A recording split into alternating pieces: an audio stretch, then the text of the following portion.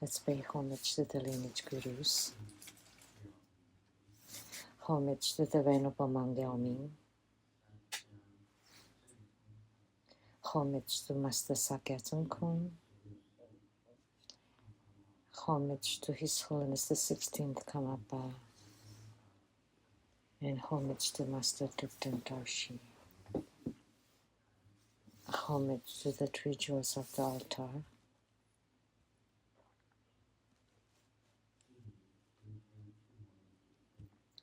Homage to the main deity of Homa today, the Maha Twin Lotus Ponds, the Padma Kumaras of all colors,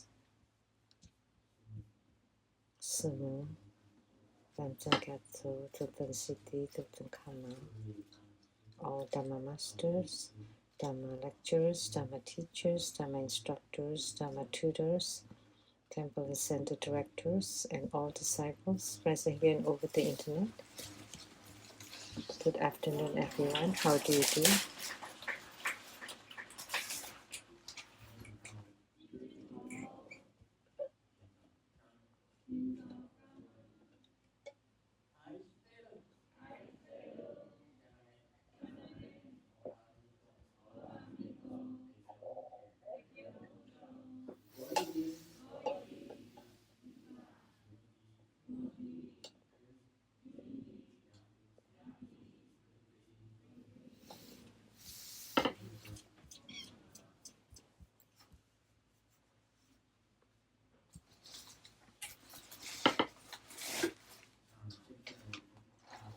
I would like to announce for next Sunday, August 11th at 3 p.m. there will be Golden Mother Homa fire offering ceremony.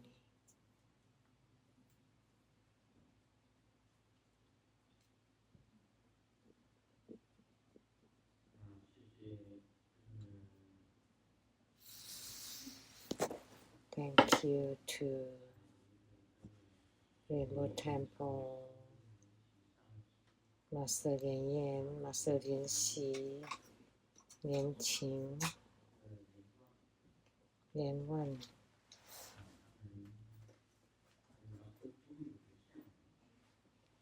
that the Golden Mother's image, that they have made several images of Golden Mother, and at the South Mountain Retreat I have enshrined 2 images, and at the True Buddha Tantric Quarters I have another 2 images. One is at the consultation room, and then one at the stairs, near the stairs, and then also at the painting room, and then also in my room at the Rainbow Temple. So thank you for making so many images. The print.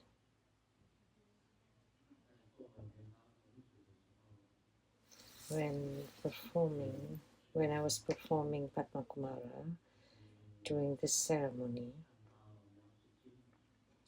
I saw Golden Mother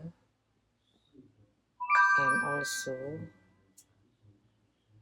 4 of our lineage root gurus. All 4 of them came.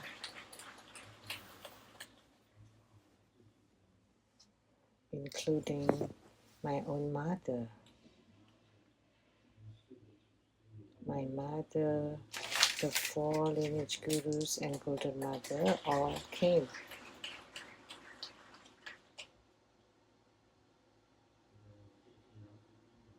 Thank you to Golden Mother that this life, all of my life, has been taken care of by Golden Mother.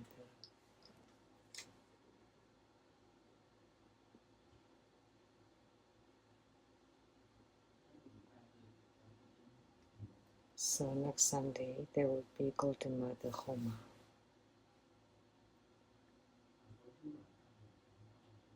Last night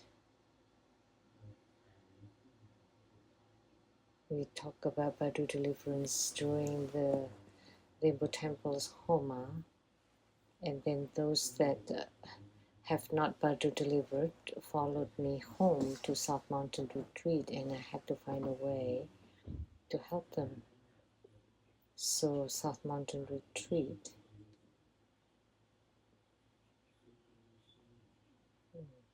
normally only Grandmaster Simo eating, Dharma Sister eating, and Chin, and then the caretaker Abby.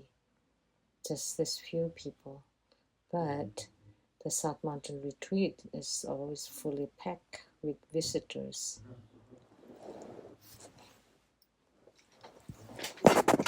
So I joked that I had to take care of those kids, and I had to spend quite a bit of effort to do it.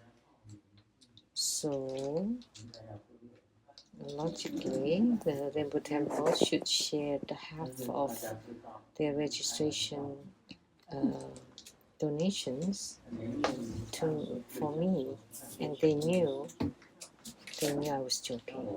So Master Lin said, but all of those belong to Grandmaster, and I replied, well, I could see, but I couldn't use it. I cannot use it.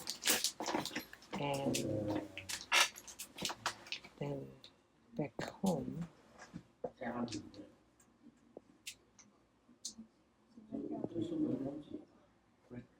think it's when Vimalakirti told me that the best answer that Master Lien Yin should have said was that the Master has once said that everything is unattainable. So, because it's unattainable, so the Master would not mind, would not care. Whatever we obtain is to help Grandmaster to do charity.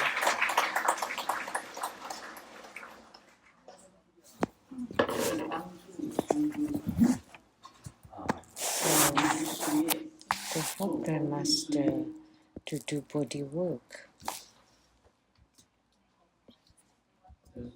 to help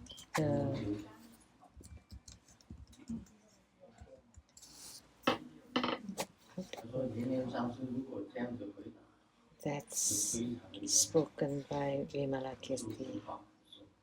So if that had been the answer, that would have been perfect. Then I wouldn't have said anything. That you're helping Grandmaster to do social work, also charity and body work. And as you know, I don't spend money.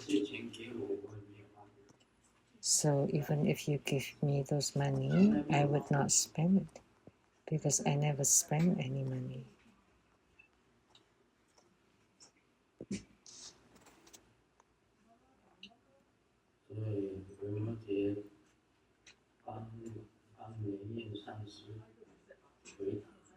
So Vimalakirti helped Master Lien Yin to give an answer, which is helping Grandmaster to do body work to benefit people.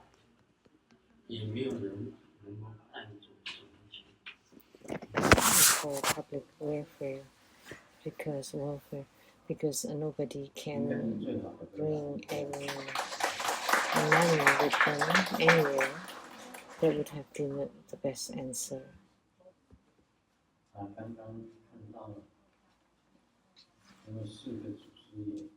Just now, I saw 4 of the lineage gurus, my own mother, Guru mother.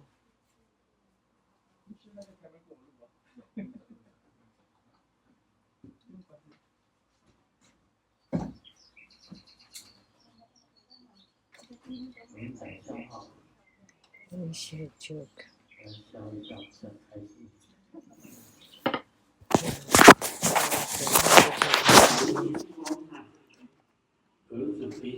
A rich man has a very dumb son who spent lots of money to invite a famous teacher to teach the son. And after a year, the rich man asks about his progress, the progress of the son.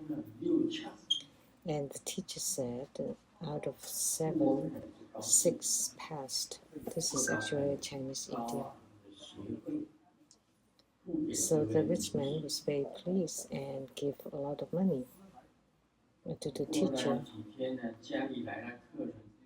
And a few days later, there was a visitor to the house, and the rich man used the words of the teacher to praise his son.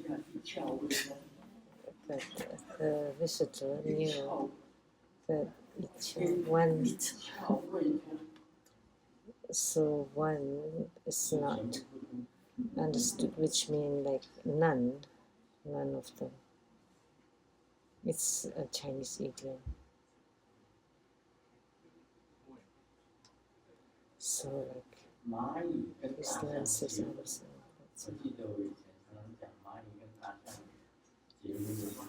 So I often told the jokes about the ant marrying the elephant, and the ant got married to the elephant, and not only a few days, the elephant died. So the ant was trying to bury the elephant and crying and said, "Oh my dear, how can you die before I do? I can't do anything other than burying you all my life because the elephant is too big. It would be impossible."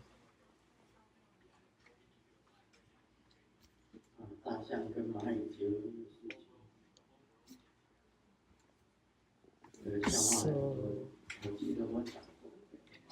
there are many jokes about the ant marrying the elephant. I've told that jokes. And the elephant crawl and climb up the elephant, and then to his ear and spoke something, and then the elephant fainted because the ant said, "Oh honey, I'm pregnant." So the elephant fainted.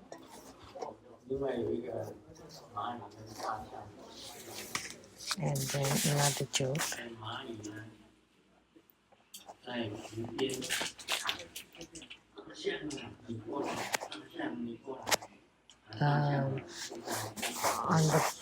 On the bank of the lake, the ant was calling the elephant who's playing in the water on the lake, like, come over here, come on, come up. And then the elephant got off the water and what's up? And then the ant said, "Okay, nothing, just get back into the water." So the elephant was curious. "Why are you calling me out of the water?" "Oh, I just want to check if you're wearing my swimming trunk." This is very funny. So the ant got divorced from the elephant. So what's the reason? And the ant said, "It's too much suffering to get married to the elephant. I just wanting to kiss him, I have to climb up for so long. And then finally I got up there, and then we were about to kiss, and then with his breath, then I am being blown away again. That's the reason for getting divorced.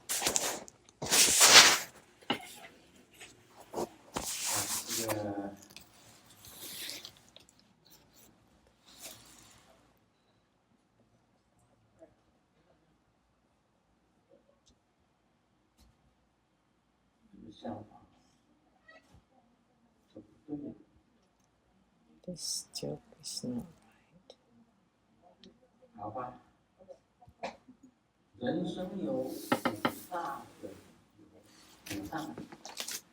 There are 5 reasons in life.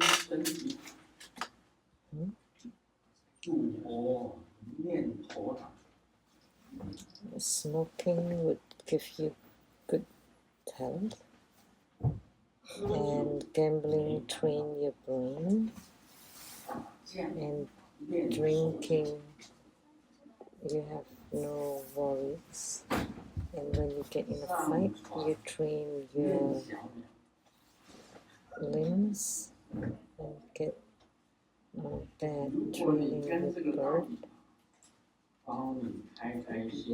If you follow these principles, then you would live happily till old.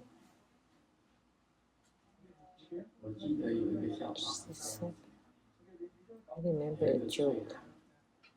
It's a drunkard is going home. Or he got home and took out his keys to open his door, and just couldn't place the key into the keyhole, and trying for so long, still couldn't put it in. So a policeman came by and asked, "Can I help you?" And the drunkard told the policeman, "Oh, please help me to hold the wall so that it doesn't move. Then I can open the door."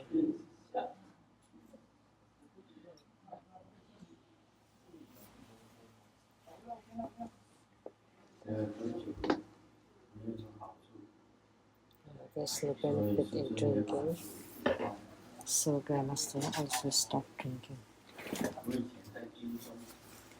When I was in the military, I was famous for drinking.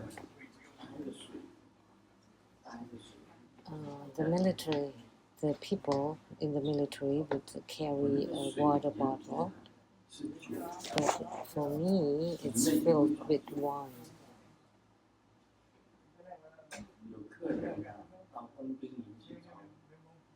There was a guest who came to the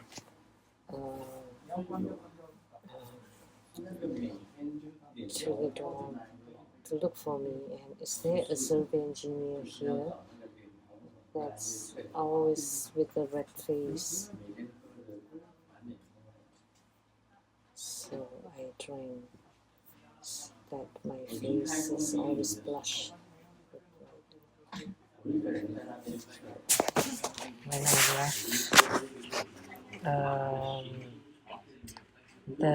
left the dormitory, so we had our own bed.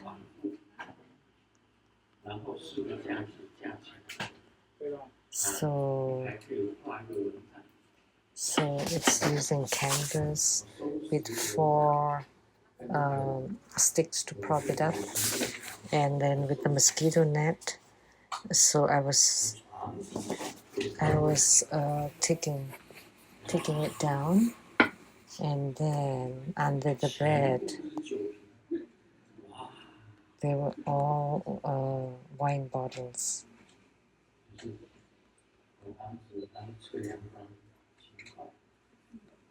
That's how it was when I was the survey officer in the military. So in the surveying team, I stayed for 3 years.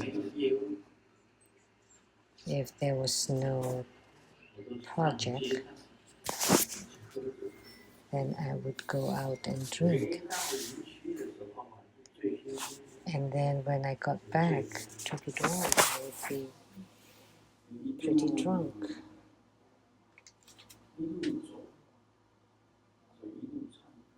And then singing and walking, swinging my hair, and walking back into the dorm, into my room.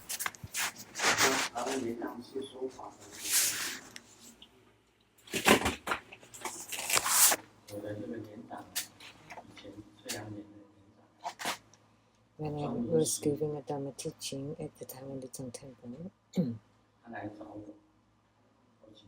my team lead came, and then I invited him for dinner, and he secretly asked me, "Are you still drinking now?" And I said, no more. So actually, even back then, I wasn't drinking any longer. And this time, for a short period of time, at the Seattle Temple, I had been drinking sake. And I discovered my capacity for alcohol has decreased. I just drank a little small sake cup, and I did not even finish it. Just 2 little cups, and my face is already very red.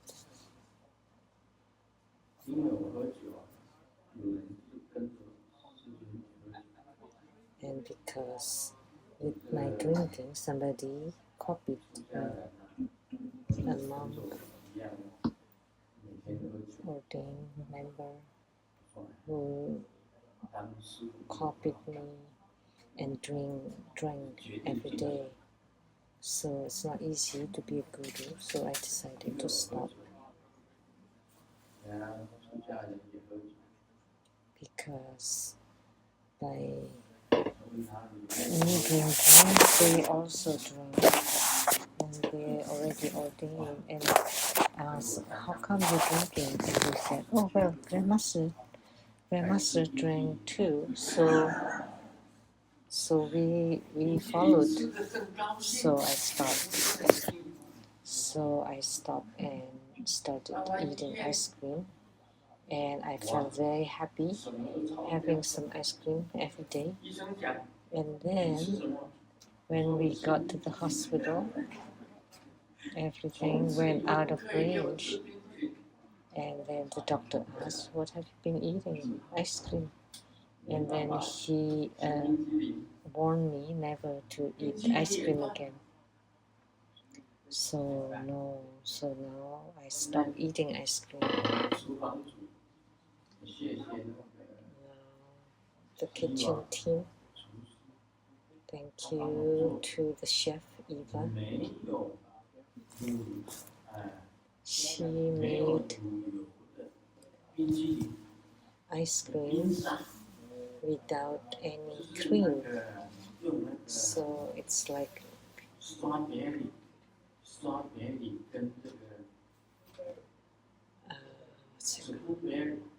sorbet, blueberry, and strawberry.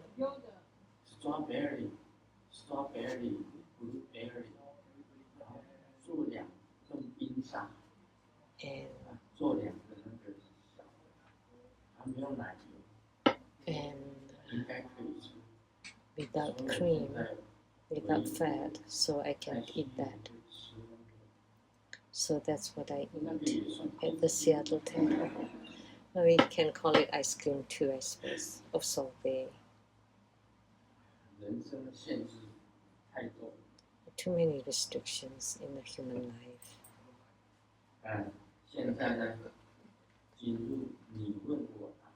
Now we'll do the Q&A. A question from Canada. 莲花意义 Homage to Grandmaster, living Buddha Densho.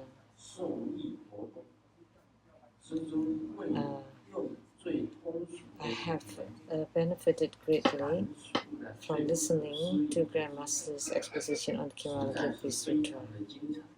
Guru explained the most inconceivable wisdom using the most common language, which is truly brilliant. Especially thank you for your hard work. In history, when the fifth patriarch Hongren, the great master Hongren, was about to pass the Dharma rope and lineage, he asked his disciples to each compose a verse. And Senshu wrote the verse, the body is a body tree, the mind is a bright mirror stand, constantly, diligently wipe it, let no dust settle. But Huineng's verse is that the body has never been a body tree, the mind is not a bright mirror, there has never been a single thing where can dust alight. So afterwards, the great master Hongren passed the Dharma rope to Huineng, and thus Huineng became the famous sixth patriarch of Zen Buddhism. My questions: I humbly request Grandmaster to explain the fundamental difference between these two verses. And two, in my daily practice, I like Senshu's verse with daily challenges of greed, anger, ignorance,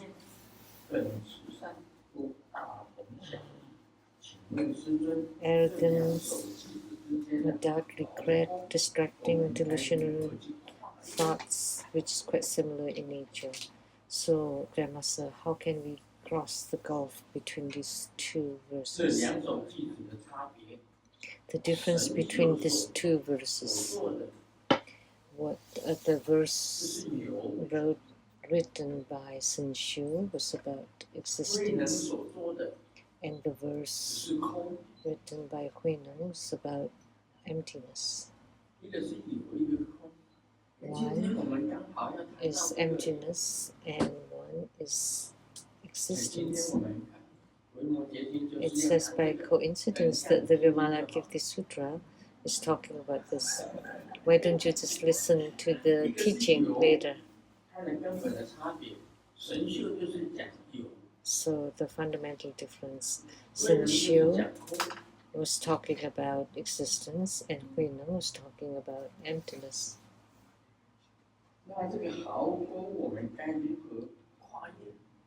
So how do we cross this gulf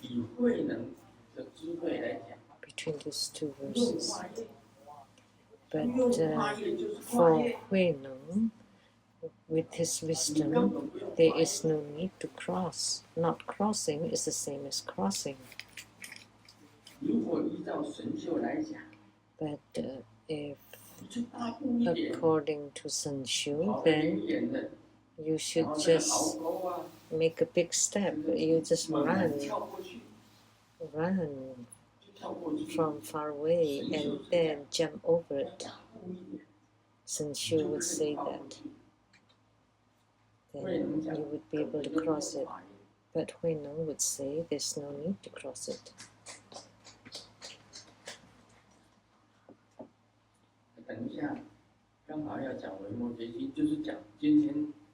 So today we will be talking about what you're asking. What a coincidence. From Canada. You must have some supernatural power. Because we will be talking about this today. Why don't you just listen?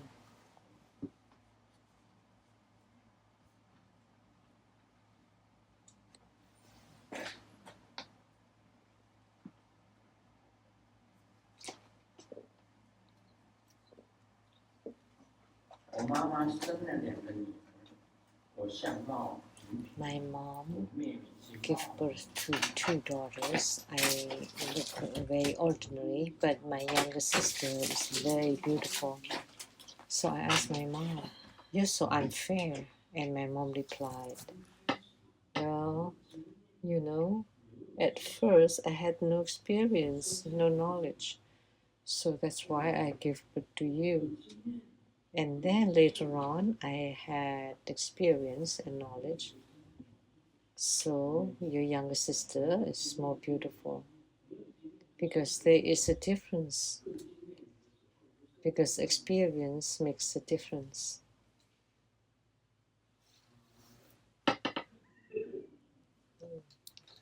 So mom said that.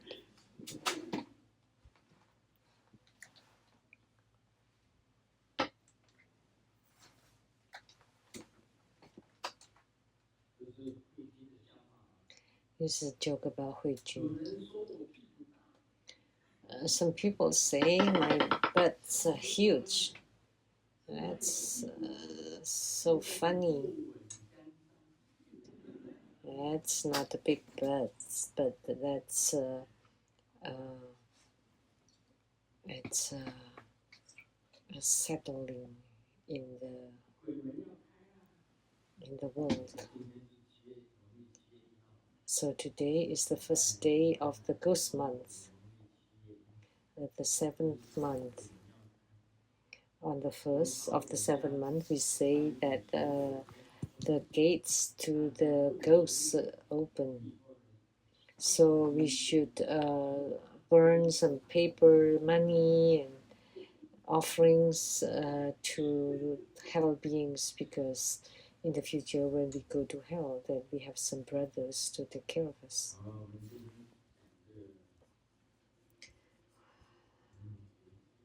Now let's talk about Vimalakirti Sutra. How come you did not make a note here? Yesterday we talked about the Bodhisattva electric sky. Now we talk about Bodhisattva delightful vision. What is delightful vision, Bodhisattva?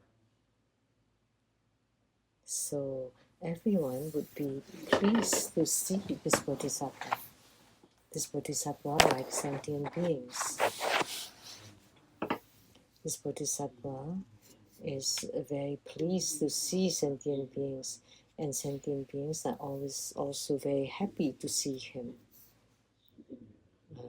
That's the meaning of this name, Bodhisattva. Delightful sight. So he's very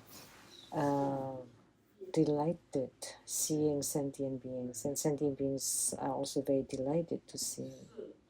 So that's why he's called the delighted in seeing Bodhisattva. He said, form and emptiness are two. Form is emptiness. Emptiness is not the annihilation of form, but the natural form.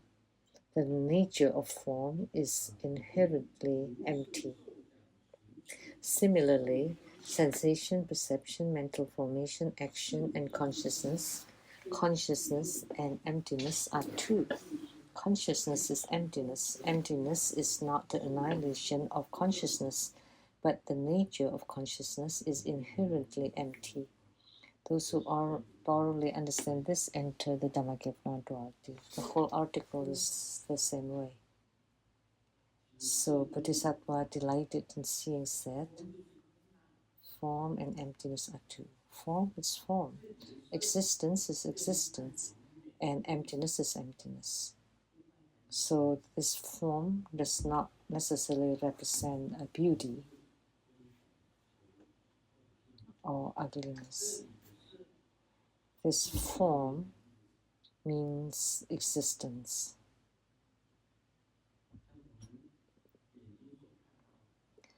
Like what we see, what we hear, what we taste, what we smell, what we touch with the body, and what's on the mind or consciousness, those are all called form or existence. And the other one is emptiness, where nothing exists. So that's the two extreme. One is talking about existence and the other one is about emptiness, like the question asked earlier.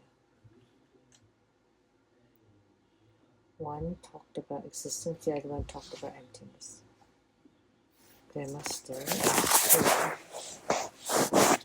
had learned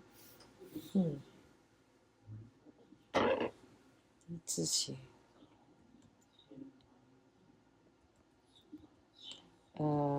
the geology formation that the whole earth had gone through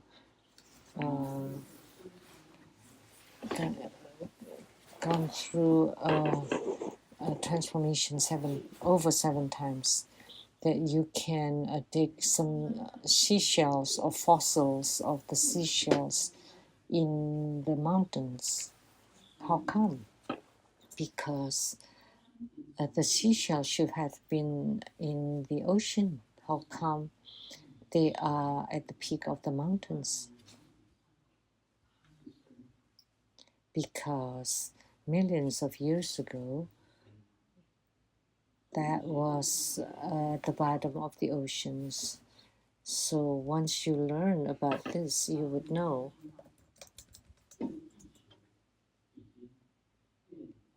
So the first statement said that in this transformation, geological transformation, there has been several times. So were there dinosaurs before? Yes. But have you ever seen them?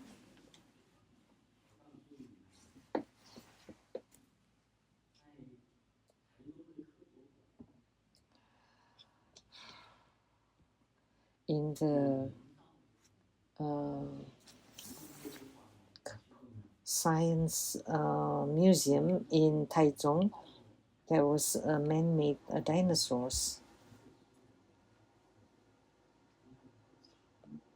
Oh, they're tyrannosaurus, all different kinds of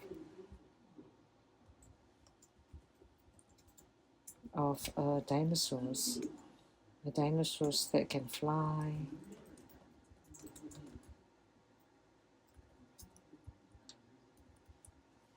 So those were just images. So have you ever seen the true dinosaurs? No one.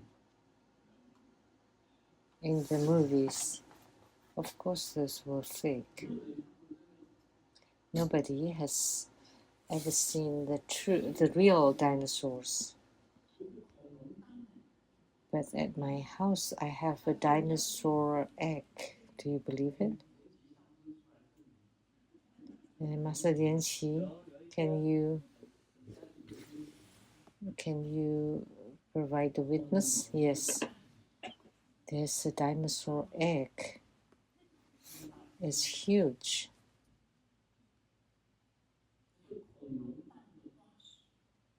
That's a fossil of a dinosaur's egg.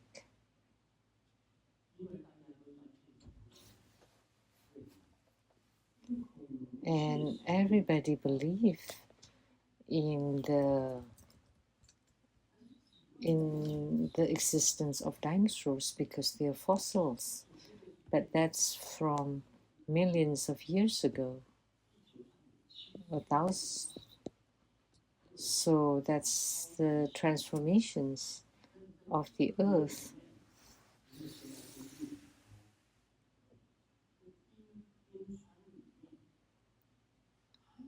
So because in the glacier, there are the eggs of some supervirus. So when the temperature has risen, so the glacier started to melt. But that's usually very rare. There was a beautiful park in Canada, and we saw the glacier there, and they cut it with a saw, and the ice is very deep, very thick, and they would never melt for hundreds of years. But in them, there are super virus. So if they're hatched, then all the humans would be obliterated, would die. So there are 7 times of all upside down transformations. So from existence to emptiness to existence to emptiness, continually 7 times. So if you learn geology, you would know.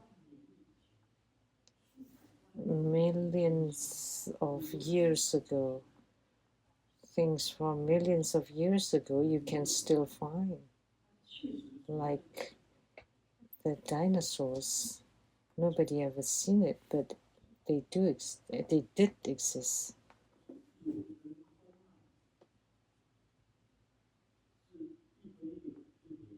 So emptiness and existence are ever changing. For a moment they exist, and then for a moment they don't. So it seems that the earth would not be a good place to live because the temperature is getting warmer and warmer. And so it's like the earth is having a fever. And then the Dulufan, the volcano, now they have 70 degrees Celsius every day. It's recorded in the Journey to the West that Monkey Sin, the Monkey King was passing that volcano, Dulufan.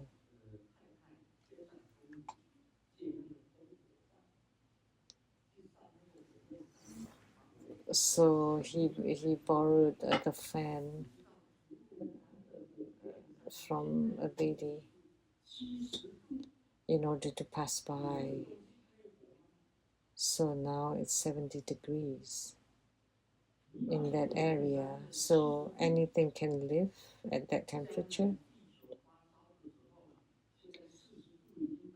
So now it's already 40 degrees around the earth.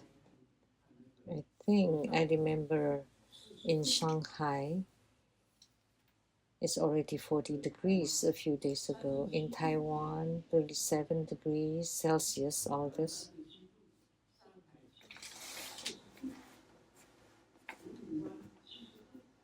And then Tulufan, 70 degrees. And here it's already very hot. It's close to 30, 28. And we already feel hot at 28. But just imagine if the earth reaches 70 degrees in the future, can we still live on earth?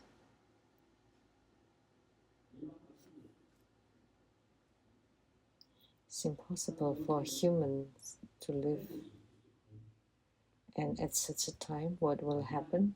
It'll become emptiness, nothing. Everything will melt or burnt. The asphalt.